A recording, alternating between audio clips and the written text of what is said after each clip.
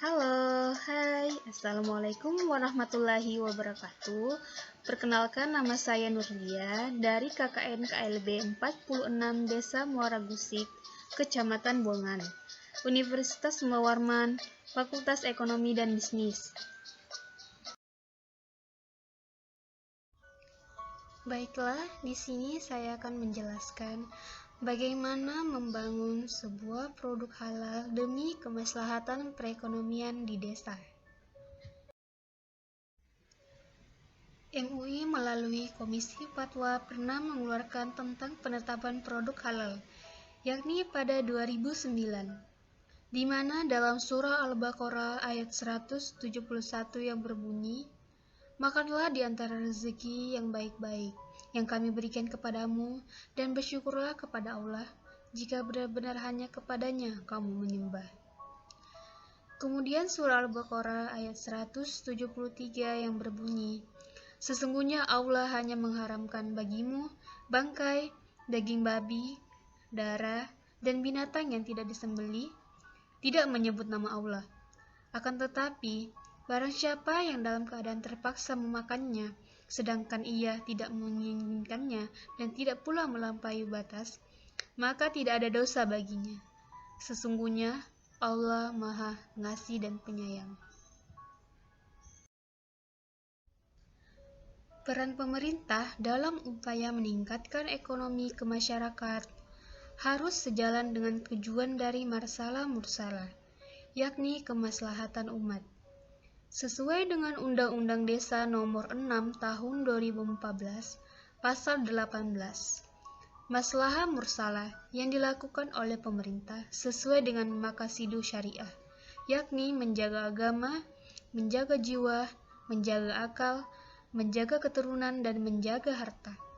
Oleh sebab itu, untuk kemaslahatan masyarakat dan kemaslahatan perekonomian desa, pemerintah sebaiknya membangun suatu usaha untuk desa.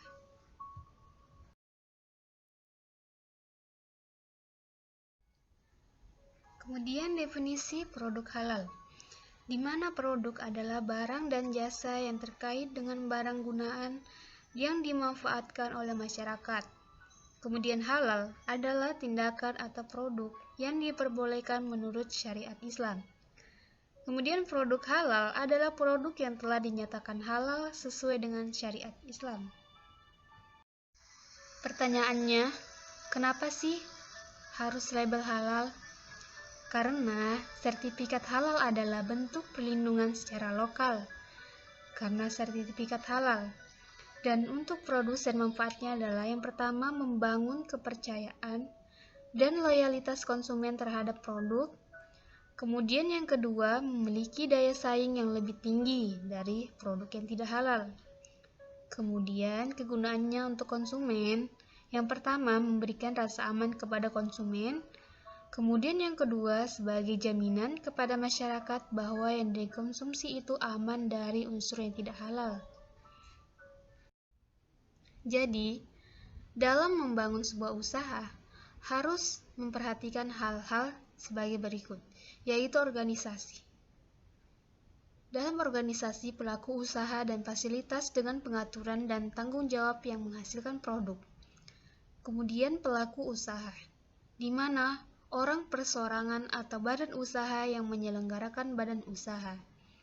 Kemudian pelanggan adalah organisasi atau orang yang menerima produk. Dan ada konsumen, di mana pada konsumen, setiap organisasi atau pemakai barang dan jasa yang tersedia dalam masyarakat. Kemudian, sumber daya. Nah, jadi sumber daya itu meliputi fasilitas, bahan baku, bahan tambahan, bahan penolong yang terlibat dalam produk halal. Kemudian penyelih halal, orang atau tim yang bertanggung jawab pada pelaksanaan manajemen halal. Kemudian ada bahan. Jadi bahan terdiri dari bahan baku, bahan tambahan, dan bahan penolong. Dan kemudian tim manajemen halal. Jadi dia ada tim khusus yang dibentuk manajemen puncak untuk membantu pelaksanaan kebijakan di organisasi. Kemudian yang terakhir ada ketelusuran, yang mana kemampuan untuk menelusur riwayat aplikasi atau lokasi dari objek. Sistem manajemen halal, yang mana pertama konteks organisasi, yaitu pemahaman terhadap kebutuhan dan ekspektasi para pihak yang berkepentingan. Kemudian, penetapan ruang lingkup manajemen halal, dan pemahaman organisasi dan konteksnya. Kemudian ada sistem manajemen halal dan prosesnya. Kemudian yang kedua, kepemimpinan. Nah, kepemimpinan dan komitmen. Kemudian fokus pada pelanggan. Kemudian ada penetapan kebijakan halal dan peran guru, tanggung jawab dan kewenangan organisasi. Kemudian yang ketiga, perencanaan sistem manajemen halal, di mana tindakan untuk menghadapi risiko dan peluang, dan sasaran manajemen halal dan pencapaiannya, kemudian rencana perubahan. Kemudian yang keempat adalah dukungan, di mana dukungan dari sumber daya manusia, infrastruktur, lingkungan kerja, pemantauan dan pengukuran sumber daya, pengetahuan organisasi, kompetensi, kepedulian, dan komunikasi. Kemudian yang kelima ada operasional, di mana rencana operasional dan pengendalian, kemudian penetapan persyaratan produk, desain dan rencana pengembangan, kontrol produk yang disediakan secara eksternal, penyediaan produk, dan kontrol ketidaksesuaian keluaran proses dan produk halal. Kemudian yang keenam adalah evaluasi kerja, di mana ada pemantauan, pengukuran, analisis, dan evaluasi. Kemudian ada audit internal dan ada kaji ulang manajemen.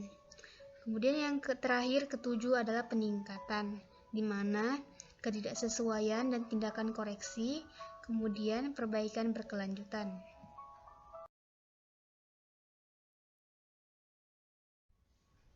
Desa memiliki sumber daya alam dan sumber daya manusia.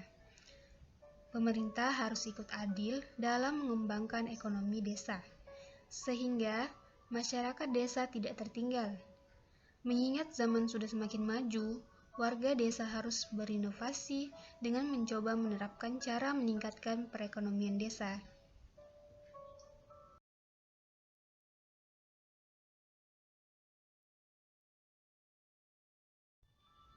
Baiklah, sekian yang dapat saya berikan penjelasan tentang pembangunan produk halal demi kemaslahatan perekonomian di desa. Terima kasih, saya ucapkan wassalamualaikum warahmatullahi wabarakatuh.